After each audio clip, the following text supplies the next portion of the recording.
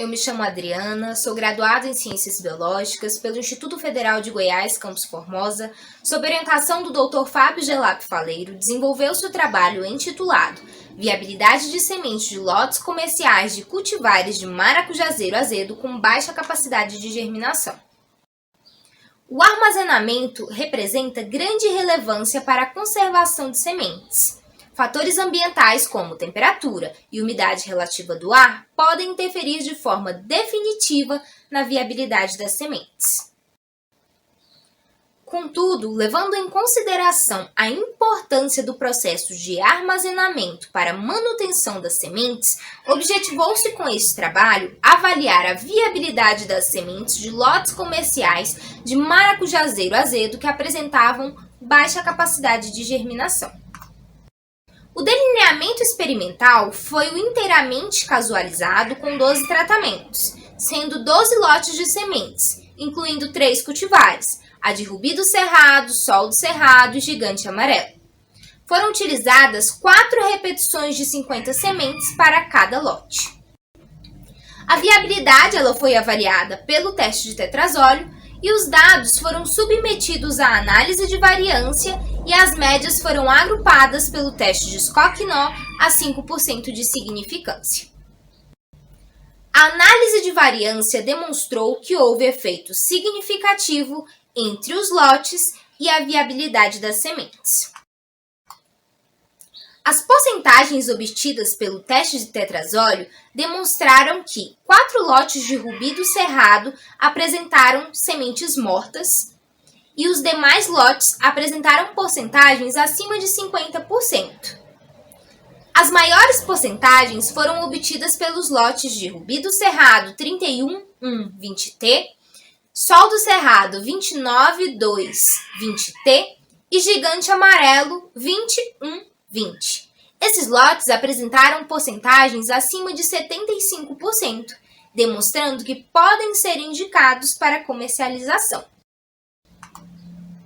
Bom, em 4 lotes de rubi do cerrado, todas as sementes encontravam-se mortas, e isso demonstra a necessidade de uma análise do processo de extração e de armazenamento das sementes, no sentido de identificar o problema que levou à morte das sementes.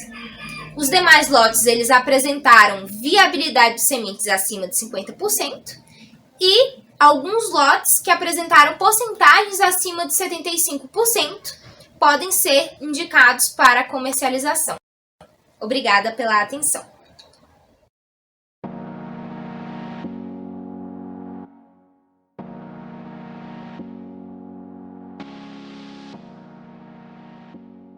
Olá, meu nome é Amanda, eu sou mestranda em produção vegetal pela Universidade do Oeste Paulista e integrante do Centro de Estudos em Olericultura e Fruticultura do Oeste Paulista. Estarei apresentando o resumo intitulado Desempenho Produtivo de Cultivares de Batata Doce de polpa laranja e amarela em 2 épocas de plantio. Bom, na região do Oeste Paulista, também conhecida pelos seus solos arenosos, a batata doce está entre as culturas mais cultivadas. E ainda a região ganha destaque por ser referência em produção e exportação. A batata doce está entre as principais hortaliças mais exportadas. Porém, o mercado externo tem valorizado cada vez mais batatas de polpa alaranjada. Atualmente, o material mais cultivado de polpa alaranjada é a Beauregard, que foi desenvolvida há mais de 30 anos pela Universidade dos Estados Unidos.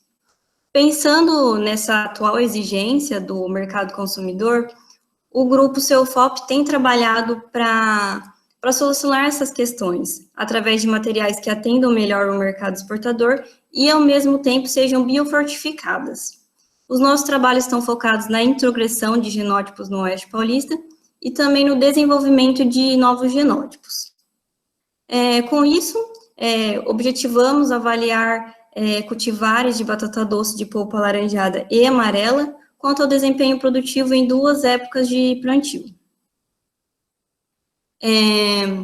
O plantio foi realizado em 2 épocas, a primeira em setembro de 2019, que foi o ciclo primavera-verão, e a segunda em janeiro de 2020, que foi o ciclo verão-outono. Avaliou-se o desempenho produtivo das cultivares Iapar 69, da Marina, da Favorita, da Amélia e da Beauregard. Com relação à época de cultivo, o melhor desempenho produtivo das cultivares foi no ciclo verão-outono. Já com relação às cultivares, de polpa laranja que se destacou mais foi a Iapar 69. É uma cultivar desenvolvida há mais de 2 décadas, coletada aqui na região e tem se mostrado superior à Beauregard. Então, com isso, concluímos que a cultivar de polpa laranja com melhor desempenho produtivo foi a Iapar 69. E gostaria de ressaltar aqui que serão feitos 6 cultivos para comprovar esse resultado. Já estamos no 5º cultivo. E também ela está sendo testada em área comercial, visando a exportação com maior produtividade e maior qualidade. Gostaria de agradecer à CAPES, ao UNOeste e ao Grupo Ceofop. Muito obrigada.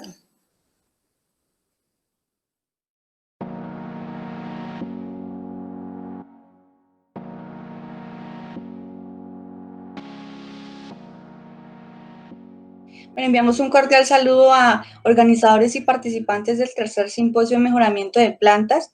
En nuestro proyecto se trata de la evaluación agronómica de 4 progenies de quinoa, Sinopodium quinoa-Will, intercalada con cultivos de café, coffea arábica en condiciones de popaya en Colombia.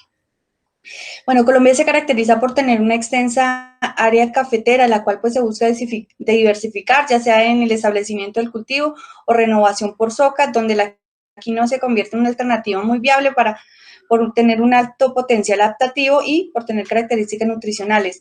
El proyecto se desarrolló en Colombia, en el departamento del Cauca, en el municipio de Popayán, con el objetivo de evaluar 4 progenies de quinoa y seleccionar aquellas que muestren un mejor comportamiento agronómico en condiciones de siembra intercaladas con café. El diseño experimental pues, fue en bloques completamente al azar, con 4 repeticiones, fueron utilizadas 4 genotipos, 2 procedentes de Brasil, X4, BRX5, uno procedente de Ecuador y uno procedente de Colombia, la cual fue Aurora, denominada AUR para el proyecto. Las evaluaciones fueron agronómicas como altura de planta y panoja, diámetro de panoja, rendimiento de grano seco por hectárea, evaluaciones fenológicas como la germinación, formación de panoja, floración, formación de grano y madurez fisiológica. Para los resultados se tienen que en la germinación no hubo diferencias, ya que todos los genotipos fueron a los 4 días. Ya se encuentran diferencias en floración, ahora en los 56 días, BRX5 a los 65, ya madurez fisiológica, ahora a los 101 días, BRX5 y PRI a los 110 días. En altura de la planta, PRI y BRX4 no presentan mucha diferencia, pero AUR y BRX5 sí. En altura de la panoja y diámetro de la panoja, PRI y BRX4 no hay diferencia, BRX5 y AUR hay un poco de diferencia. En el rendimiento del grano, vemos que BRX5 y PRI con 1.4 toneladas por hectárea, BRX4 con 1.2 y AUR con 0.7 toneladas por hectárea. Montes 2019 y Anchico encontraron resultados similares en este medio. Para las conclusiones se tienen que los genotipos AUR y BRX4 son más precoces a comparación de los genotipos PRI y BRX5. El mejor genotipo con respecto al rendimiento de grano es BRX5, originaria de Brasil, seguido de PRI, BRX4 y finalmente AUR, originaria de Colombia. Tenemos que para Colombia el promedio de rendimiento de grano es de 1.7 toneladas por hectárea, por lo tanto los genotipos de Brasil se acercan mucho a este. Todos los genotipos presentan buen comportamiento de adaptación en una siembra con café en estado de soca.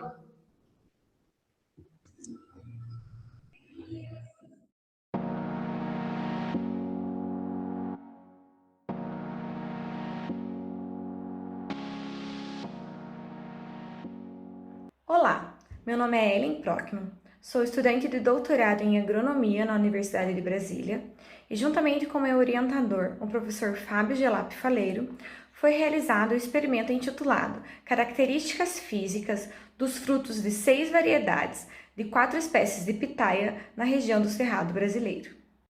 A pitaia é uma fruta exótica que tem ocupado um nicho crescente do mercado de frutas devido a ser uma excelente fonte de vitaminas, minerais, fibras e proteína vegetal. Com o intuito de disponibilizar para os produtores rurais materiais mais adaptados às condições edafoclimáticas brasileiras, a Embrapa Cerrados desenvolveu 6 variedades de pitaia de diferentes espécies. O objetivo desse trabalho foi avaliar o diâmetro, o comprimento e a massa dos frutos de 6 variedades e 4 espécies de pitaia. O experimento foi conduzido na Unidade de Apoio da Fruticultura da Embrapa Cerrados, no município de Planaltina, seguindo o delineamento de blocos casualizados com 2 repetições de 10 plantas. Foram avaliados o diâmetro, comprimento e a massa de todos os frutos produzidos na safra 2019-2020. Os dados foram submetidos à análise de variância, as médias foram comparadas pelo teste de Tukey a 5% de probabilidade e também foram estimadas as correlações entre as 3 características avaliadas. Observando a análise de variância, podemos ver que houve diferença altamente significativa entre as 6 variedades e as 4 espécies de pitaia para as 3 características avaliadas. As variedades que apresentaram maior diâmetro, comprimento e massa dos frutos foram a BRS Lua do Cerrado e a BRS Luz do Cerrado, diferindo estatisticamente das demais. A BRS Mini Pitaia do Cerrado apresentou-se entre as variedades com os menores valores para as 3 variáveis avaliadas. Também foi verificada correlação alta e positiva entre as 3 características avaliadas. As diferenças dos tamanhos dos frutos verificadas no presente trabalho são importantes para diferenciar as variedades e espécies de pitaia, além de serem importantes no estabelecimento dos planos de posicionamento das cultivares de pitaia no mercado. Muito obrigada!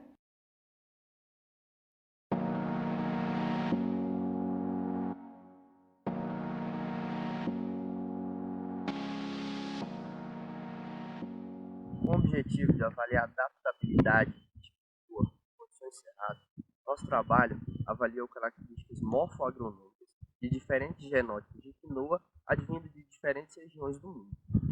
A quinoa, Xenopodium quinoa, ela é cultivada há mais de 7.000 anos nas regiões andinas, principalmente no Peru e Bolívia. Ela pode se adaptar a diferentes ambientes, principalmente ambientes temperados e subtropicais. Devido às suas condições físico-químicas e seu alto valor nutricional, como a ausência de glúten e baixo colesterol, é uma das melhores opções para alimentação animal e humana, diversificando a alimentação. É um dos poucos alimentos que contém os 9 aminoácidos essenciais. Nosso trabalho foi realizado aqui na Fazenda Água Limpa, Brasília, no Distrito Federal, utilizando uma área de 490 metros quadrados, com delineamento de blocos ao acaso, com 3 genótipos e 6 repetições. O genótipo Aurora, de origem colombiana, tem seu ciclo variando de 85 a 140 dias, sendo considerado uma cultivar de ciclo precoce. O genótipo Piartal, de origem do norte do Equador, tem um ciclo de aproximadamente 110 dias. E o genótipo Tuncarruan tem o seu ciclo mais tardio, de 140 a 210 dias. As características avaliadas foram altura de planta, diâmetro e comprimento de panícula. Das características avaliadas, o genótipo Piartal teve o maior valor médio em altura de planta. O genótipo Aurora teve o maior valor médio de comprimento de panícula e o genótipo Tuncarruan teve o maior valor médio de diâmetro da planta. As características tiveram valores próximos, indicando condições favoráveis para o cultivo no cerrado.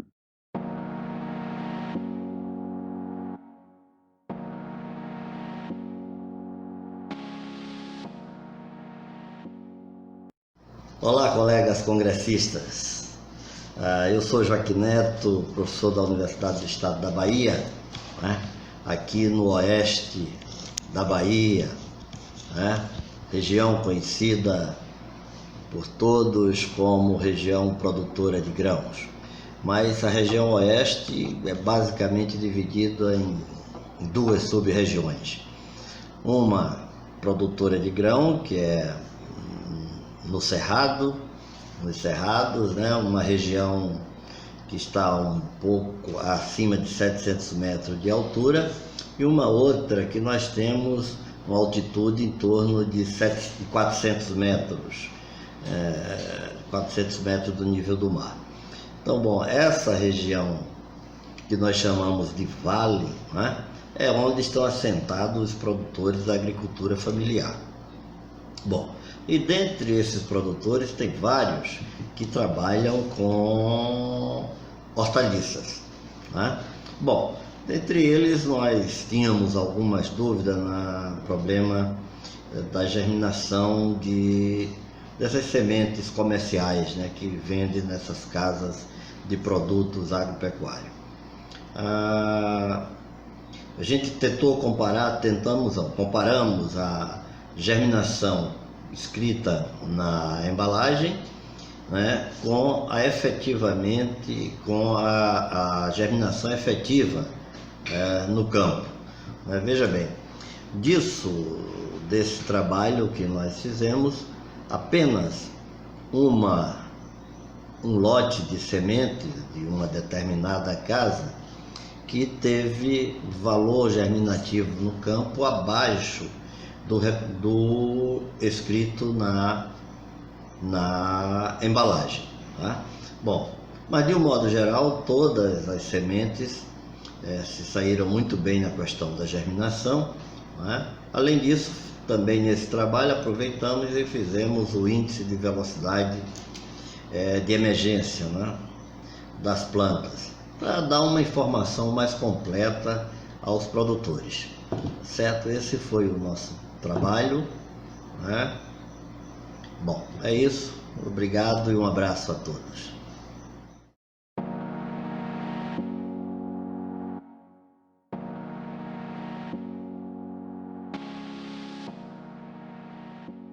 Olá, eu sou Maria Helena e vou apresentar para vocês o trabalho Contribuição de Caracteres Morfológicos em Estudo de Diversidade de Acessos de Alpínia. As alpíneas pertencem à família Zingiberaceae e são importantes economicamente por serem utilizadas na jardinagem e produção de flores de corte. O melhoramento dessa espécie ainda é pouco explorado. Estudos de caracterização morfológica e identificação dos caracteres que mais contribuem para a divergência genética entre acessos são importantes para o avanço dos programas de melhoramento genético. Com isso, o objetivo deste estudo foi determinar os caracteres morfológicos de interesse comercial que mais contribuem no estudo da diversidade de acessos de Alpínia purpurata, do Banco de Germoplasma de Flores Tropicais da Unemate, campus de Tangará da Serra, Mato Grosso. Nesse estudo, foram avaliados 36 acessos de Alpínia purpurata das variedades Pink Ginger, Kimi, Red Ginger e Jungle King.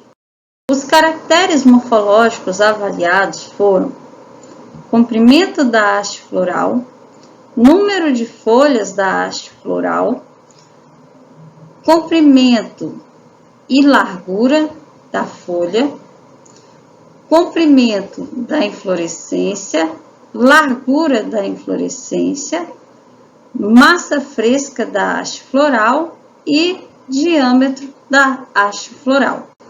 A importância de caracteres para estudo da diversidade foi estimada pelo método proposto por Singh, 1981, utilizando o software GENES. Os resultados indicaram a existência de variabilidade genética entre os acessos. Como observado na tabela 1, o agrupamento de Touchet distribuiu os acessos em 10 grupos, sendo o primeiro aquele que agrupou o maior número de acessos. Na tabela 2, podemos observar a contribuição relativa dos caracteres para diversidades. Observamos que número de folhas e massa fresca foram as características que mais contribuíram para a diversidade entre acessos. Na tabela 3, são apresentados os resultados relativos às variáveis canônicas. Observamos que mais de 90% da variação encontrada foi explicada pela primeira e segunda variável canônica. Com isso, concluímos que os caracteres que mais contribuíram para a variação foram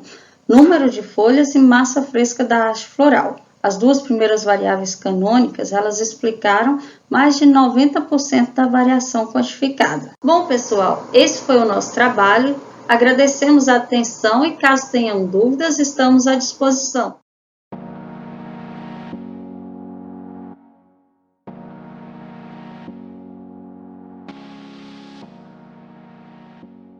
Olá a todos, eu me chamo Renan Silva e antes de mais nada gostaria de agradecer à comissão organizadora pela realização desse simpósio e também pela oportunidade de estar aqui comentando um pouquinho sobre os nossos resultados.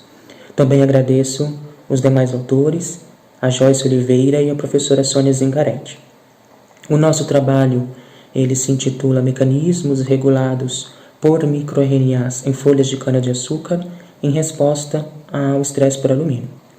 Então, basicamente, o nosso objetivo principal foi investigar algumas respostas fotossintéticas e também analisar o perfil de expressão de 3 microRNAs, especificamente o microRNA 159, 164 e 168.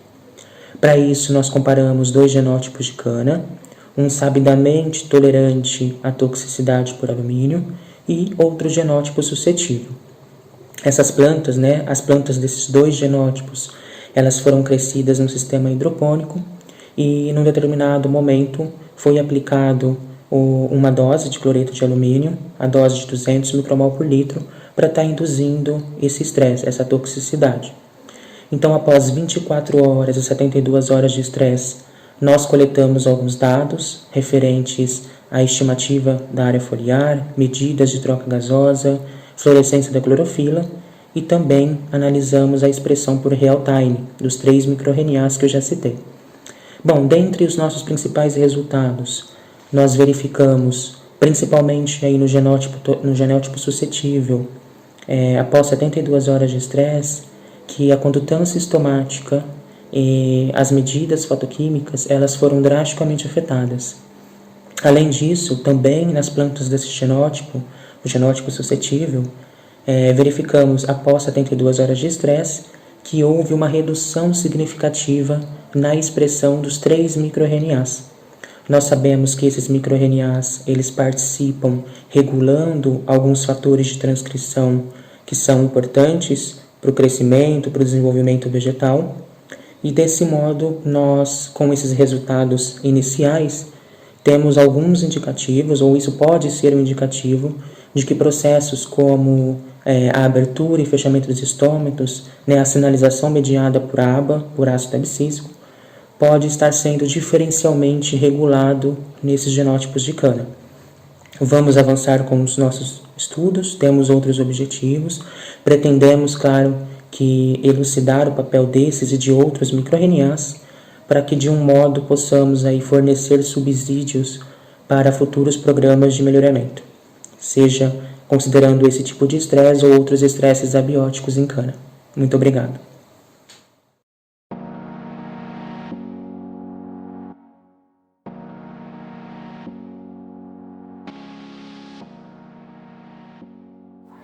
Olá, meu nome é Rodolfo Dias Tomé, estou aqui para apresentar para vocês sobre o meu trabalho que foi submetido, o resumo, para o 3º Simpósio de Melhoramento de Plantas. E falando um pouco sobre esse trabalho, a gente trabalhou com 19 genótipos, sendo deles 17 genótipos ainda codificados e 2 testemunhas, BRS 195 e BRS 180. Fizemos esse trabalho com os resultados obtidos historicamente pela Embrapa em 4 anos consecutivos, de 2012 até 2015. E o mais complicado do nosso trabalho foi a estatística, principalmente a estatística exploratória, e a gente conseguiu rodar algumas análises aí anteriores, conseguimos corrigir os erros, porque eram muitos dados, são 4 anos, 2 locais e 19 genótipos, então tinha bastante dado, ao total 8 ambientes. O que foi diferencial principalmente no nosso trabalho, em relação aos outros trabalhos que a gente encontra publicados, que os outros trabalhos de adaptabilidade e estabilidade, geralmente eles envolvem principalmente rendimento, ou classificação de comercial, ou PMS. Então o nosso trabalho, a gente conseguiu trabalhar com 5 características diferentes, foram elas: rendimento, classificação comercial de primeira, peso de 1000 sementes, altura e ciclo. Então, conseguimos ter um volume de dados e um grande poder de tomada de decisão em relação aos resultados obtidos, né? Os testes foram rodados no Tukey a 5% e esse foi o de agrupamento de médias, né? E tivemos também o Eberhard-Rousseau, que foi o teste que a gente fez de adaptabilidade e estabilidade. E no final de tudo, a gente conseguiu concluir, principalmente, que os genótipos PFC 2006-053 e o PFC 2006-054 têm, para a maioria das características, ampla adaptabilidade e ampla estabilidade, e superaram tanto as testemunhas quanto a média geral do experimento. Isso foi um resultado gratificante. A gente conseguiu entender que eles podem fazer parte de outros cruzamentos, né, além dos que já vem sendo feito, e que são genótipos aí que têm um grande potencial para participar de todo o melhoramento da cevada na região do Distrito Federal. No mais é isso, queria agradecer novamente aí à comissão organizadora, ao Renato Amabile, que foi meu co-orientador da Embrapa, em parceria com o NB, cuja orientação foi da Nara, e é isso aí, obrigado a todos.